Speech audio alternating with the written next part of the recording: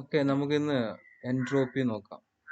Entropy is introduced in 1854 by Clausius. The literal meaning of the entropy is transformation.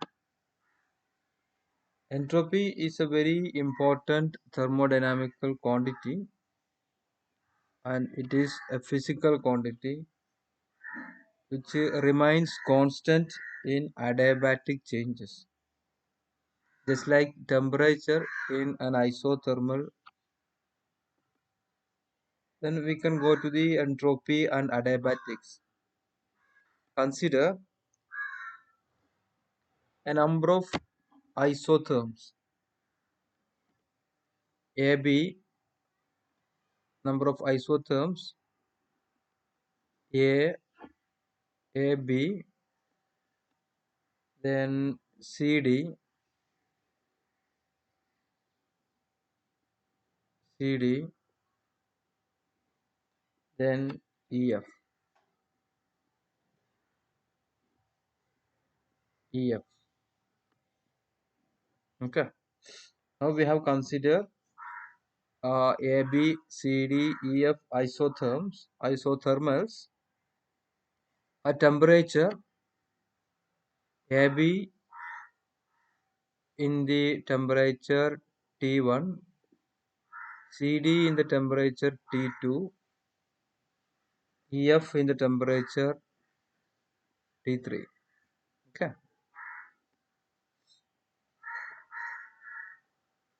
Now we are introducing two adiabatics.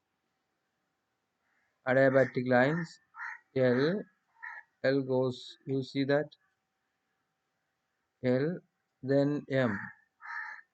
This line represents the M, the adiabatic.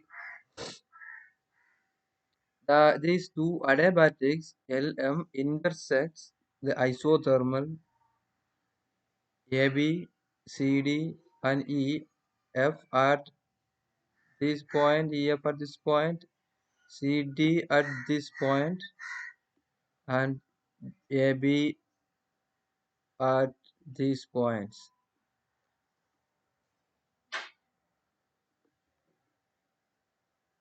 And from this figure, we can see that two Carnot cycles. One Carnot cycle is A, B, C, D, where Q1 is absorbing, Q2 is rejecting. Okay. Then second Carnot cycle, you can see this here. This cycle C, D or D, C, E, F. So first Carnot cycle, this one, then second Carnot cycle, this two. Then in the case of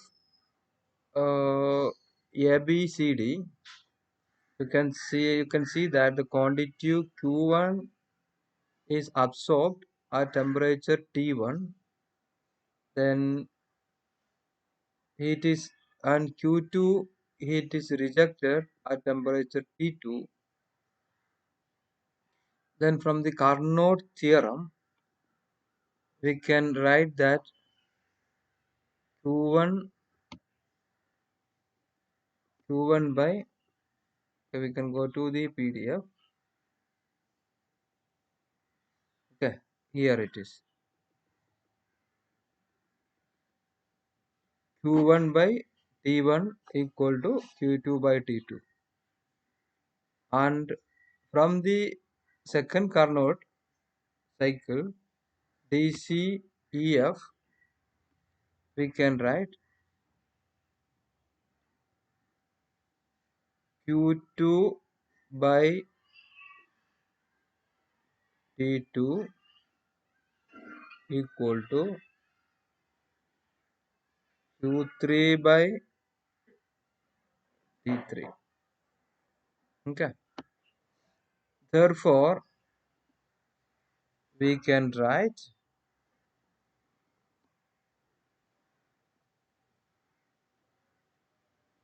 Q1 by T1 equal to Q2 by T2 equal to Q3 by T3, which is equal to finally a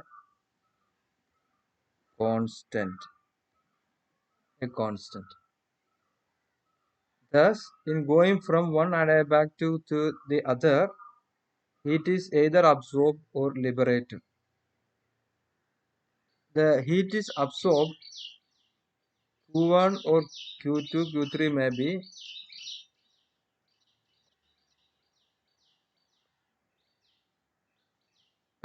not constant, but that depends on the temperature T1, T2, T3. Higher the temperature, larger is the amount of heat is absorbed or liberated. In general, we can say that Q is the quantity of heat is liberated or absorbed at the temperature T Kelvin in going from one adiabatic to the other. Therefore, we can write Q by T equal to a constant, as we have seen from Q1 by T1 equal to Q2 by T2 equal to Q3 by T3, and generally we can say that Q by T equal to a constant. A constant. That constant is written as ES. That is the entropy. So entropy is Q by T, and from Uh, and this constant is known as the change in entropy between the states represented by the two adiabatics. If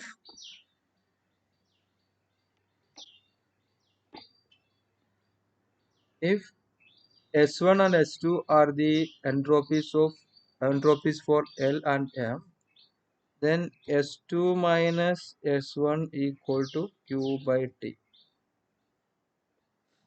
which is equal to a constant. Constant. If the adiabatic lies very close to each other, and if dq is the amount of heat is absorbed or rejected at temperature T Kelvin in going from one adiabatic to the other, the change in entropy ds equal to dq by T. Change in entropy can also be given as integral S1 to S2 ds equal to dq by dt, or where we can write integral p q. If no heat is absorbed or liberated by the system, if there is no heat is absorbed or liberated by the system, then we can say that dq equal to 0.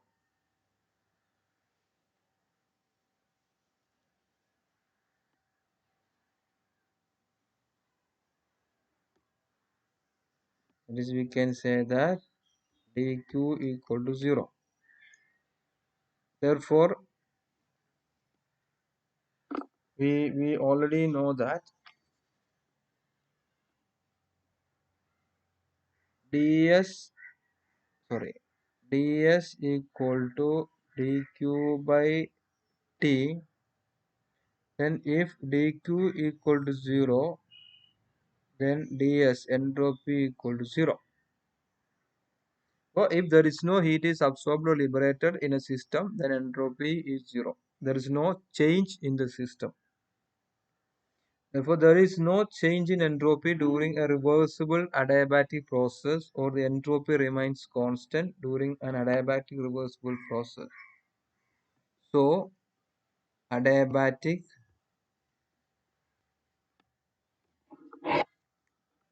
the adiabatic